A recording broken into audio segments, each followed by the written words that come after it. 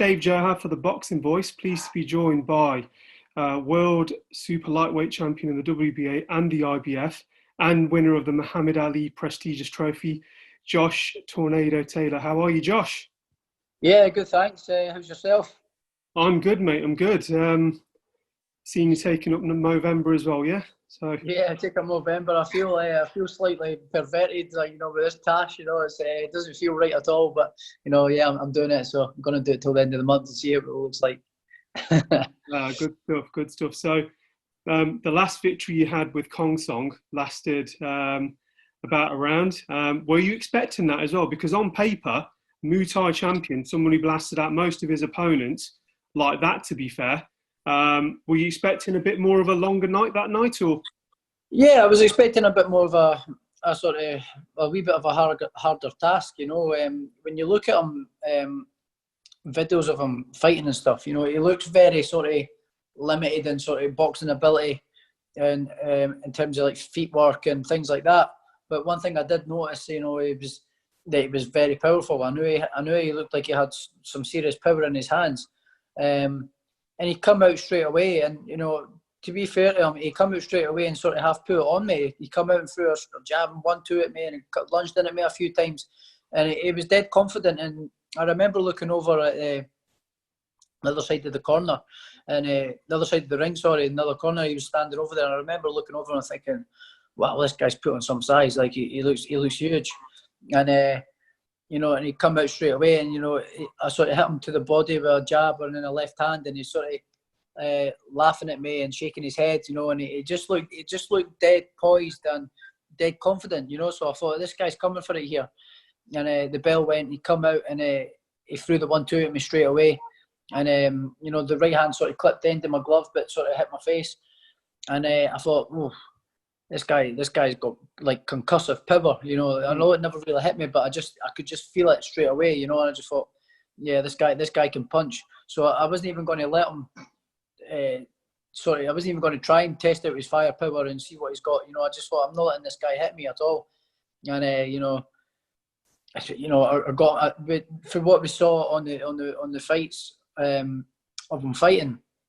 Every time he's in the clinch, he tries to always like pull away and throw a hook straight away, so we got in the clinch and done that, and I got under the hook and pushed him into the rope and smothered him, and as he went to hit me with the right hand, I've sunk the left hook in underneath, and I felt it sinking right in, and he went down, and that was all she wrote. But I knew it was a very good shot that that I landed with him, and and I learned afterwards that he had a couple of cracked ribs and some damage in his spleen or whatever. So I think he was in some pain. So yeah, it was a good shot. But yeah, I was expecting a little bit of a better challenge. But I wouldn't be surprised now. He'll definitely give some guys some nightmares. That guy's going to hurt someone, definitely. He'll hurt someone with his power. If someone underestimates him and gives him a little bit of a chance to get his confidence up, he could definitely hurt someone and upset a few fighters.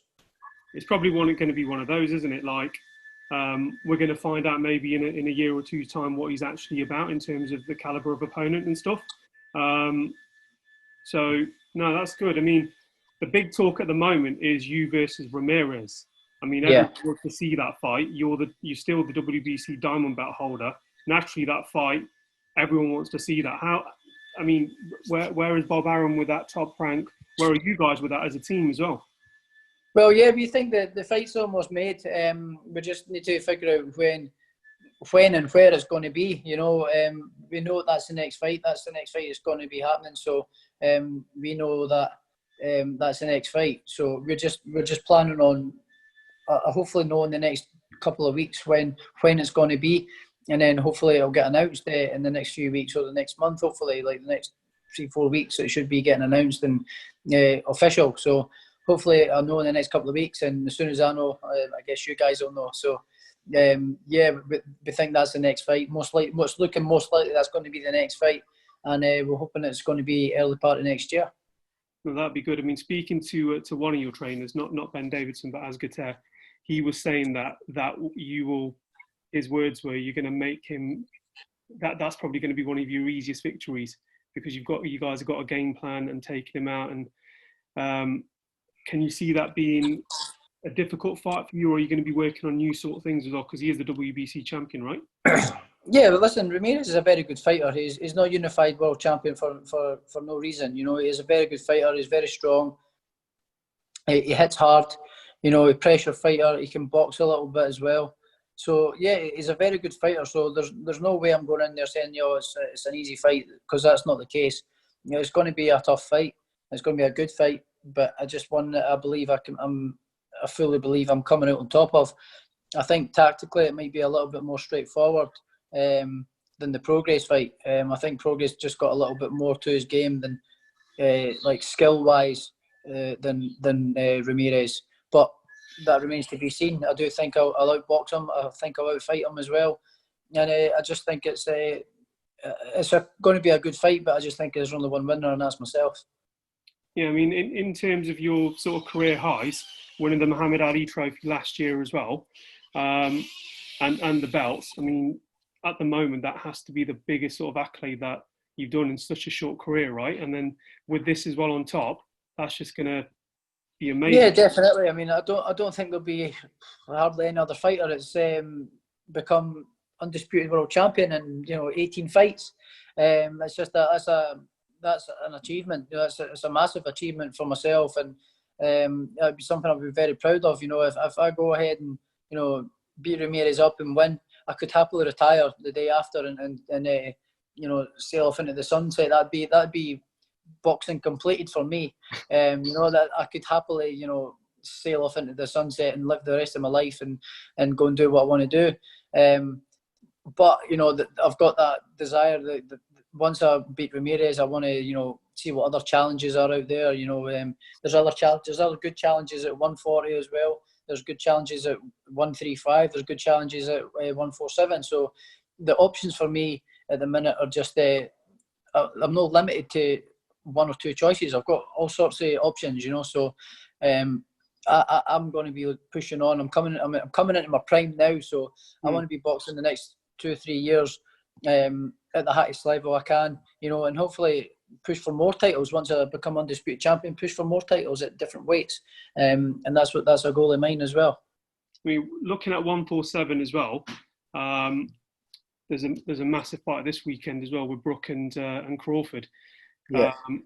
Do you see Brook winning that first of all, or do you think he's going to cause Terence Crawford any problems? Do you see one winner and that just being Crawford? Because again, that's a weight that you could go to. No, I think Kell Brook gives him trouble 100%. Yeah, Kell Brook. Everyone's writing Kell Brook off, but people forget what Kell Brook's done. And and the two losses that he's had have been against the two sort of best guys in the game. GGG was a monster at the time.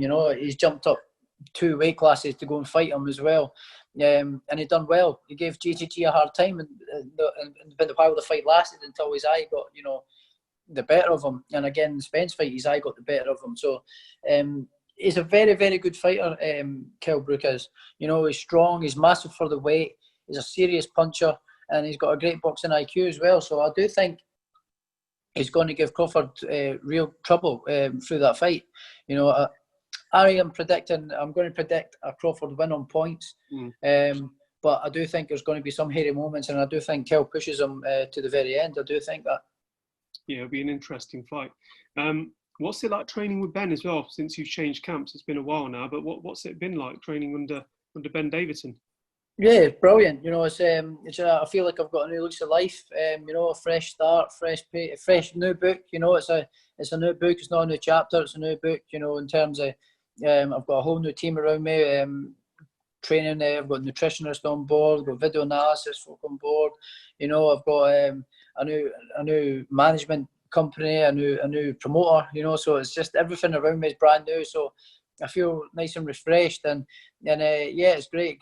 Ben is a great coach, and we're getting along really well as well. So yeah, it's really good, and I'm just loving every minute of it. It's class. It's brilliant. Yeah, good stuff. It's always good to change things around, isn't it, for the better, I suppose.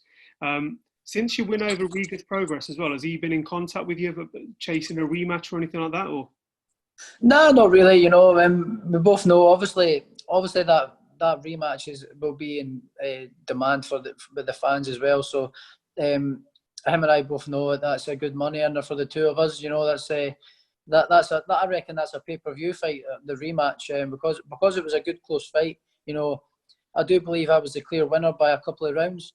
Having said that, it was a good close fight, but I do believe I was the clear winner. So it was very competitive. So I do feel the fans that would want to see that again, because the fight was so exciting, the first one. So the fans will want to see it again.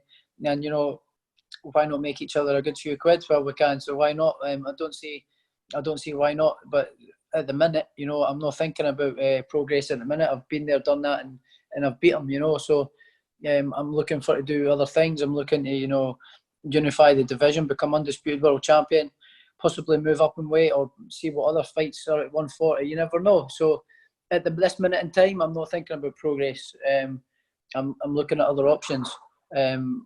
But we'll just need to wait and see how it goes. 2 minutes, mate. There's my doorbell. I don't know who that is. No, don't worry. I'll pause at this point anyway, mate. So.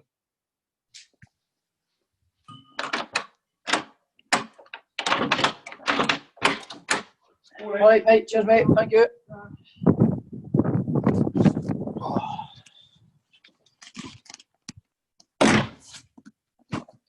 Just a delivery. That's all right. This is life now, isn't it? To be fair. Yeah, that's it. So all Amazon stuff and that as well, you know. So that's mad. Yeah, they've taken a lot of my money over lockdown anyway. How have you been coping over lockdown anyway? Have you been bored? How's training been? Yeah, it's been pretty boring, you know, but I've been keeping myself busy, you know. I've been going out, you know, on my motorbike and stuff like that, and out walking and sort of going out to see my friends, going cycles, going working out with my friends and stuff like that as well. I've got a garage. The garage out the back there's converted into a gym, so a few of my friends come down and we train and go and do things and stuff like that, you know. So it's I'm keeping myself busy, yeah, and getting stuff done around the house and stuff like that as well. So yeah, keeping myself busy, but it's there's only so much you can do, you know. It is getting very boring and tedious now, right? Yeah, I mean, when everything went down into lockdown, I think how long has it been now? 2 weeks. You just keep on reassessing, don't you? Thinking, what can you do now to yeah, every day is just like Groundhog Day. It's just it starts getting people down, but you've got to just try and keep positive and see the light at the end of the tunnel, and try and keep yourself active and busy to keep your mind off it. You know, it's that's what I'm trying to do anyway. Yeah, I mean, where you're from as well, Scotland. So many like famous world champions there as well. You're part of that mix as well. As any of the famous names like Jim Watt or even Alexander, have they come out to you and given you that kind of support? Yeah, of course. Yeah, I still I speak to Ricky Burns quite often. You know, so we talk every now and again. You know, there's yeah, obviously I know Ken Buchanan very well. He's not keeping well at the minute, so I've not seen him for a wee while. Yeah, I've not spoke to or heard from Jim Watt, but yeah, a lot of the other mostly fighters from England and stuff like that, you know, encourage me and message me and stuff like that as well. So yeah, it's good. Current fighters and ex-fighters and that as well. So yeah, it's good. I'm getting the encouragement and the support. Yeah, it's really good. I mean, being pound for pound up there in the rankings as well. How do you keep grounded? Like, you've got the titles, you've got the Muhammad Ali trophy. You could be undisputed by next year as well. You're pound for pound. I'm not blowing smoke up your ass as well, but you're pound for pound one of the highest ranked fighters up there as well. How do you keep that sort of groundedness as well? Easy for me, you know. My family and the people I've got around me wouldn't let me blow up and be egotistic, you know. And people don't like that in Scotland anyway, you know. Scottish people aren't really like that, you know, big-headed, brash and all that sort of stuff. So it's quite easy. I'm a sort of family person, quite down to earth and that anyway. I don't live a flash life and that anyway, so it's quite easy with the people I'm around and the family I've got around me. So yeah, it's easy enough, you know. And I'm too focused on what I'm doing anyway to be doing other things and being distracted. I'm too focused on what I'm doing and try to be the best I can be. No, good stuff. Just very finally then, Josh, have you got a final message for Ramirez? Yeah, no, not at all. Just see him on fight night. Can't wait to be getting there, and you know, and take his belts off him, you know. So I hope he's keeping them clean and giving them a good polish, because they're coming back to Scotland and going on display here. So all the belts are coming back here. Good stuff. Thanks a lot, Josh. Thank you from the Boxing Voice. Thanks for having If me. you enjoyed the video, feel free to hit the like, subscribe, and share. As always, if you want to support us to the next level, head over to the patreon.com/ThaBoxingVoice. We have tons of exclusive from Border Wars, Entitled, betting shows, the list goes on and on and on. But in addition to that, if you guys have questions for fighters, trainers, and promoters, this is where you can submit them. We will run out, get these questions answered, and put it back on the show just for you guys. Appreciate it. Peace.